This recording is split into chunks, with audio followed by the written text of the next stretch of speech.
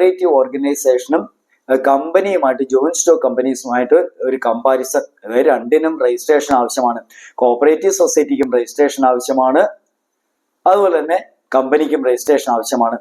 Cooperative societies act പ്രകാരം register ചെയ്യുന്നു, companies act പ്രകാരം രജിസ്റ്റർ ചെയ്യുന്നു. അതുപോലെ തന്നെ രണ്ടിന്റെ ലയബിലിറ്റി ലിമിറ്റഡ് ആണ്, അതറിയാമല്ലോ. ലിമിറ്റഡ് ലയബിലിറ്റി ആണ് സൊസൈറ്റിയിലും കമ്പനിയിലും. കമ്പനി ആണെങ്കിൽ പ്രോഫിറ്റ് മോട്ടീവിന് പ്രാധാന്യം കൊടുക്കുമ്പോൾ സൊസൈറ്റി സർവീസിന് പ്രാധാന്യം കൊടുക്കുന്നു. One man one vote principal, one man one vote ഏതാണ് കോപ്പറേറ്റീവ്, എന്നാൽ വൺ ഷെയർ വൺ വോട്ടാണ് ജോയിന്റ് സ്റ്റോക്ക് കമ്പനിയിൽ. ഇനി പറഞ്ഞല്ലോ മിനിമം നമ്പർ മാക്സിമം നമ്പർ അറിയാമല്ലോ.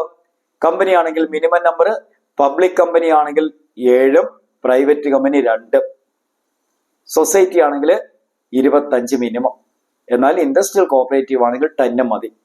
ഇനി മാക്സിമം നമ്പർ എന്ന് പറയുന്നത് private company 200, public company no maximum limit, അതുപോലെ കോപ്പറേറ്റീവ് സൊസൈറ്റിക്കും നോ മാക്സിമം ലിമിറ്റ്.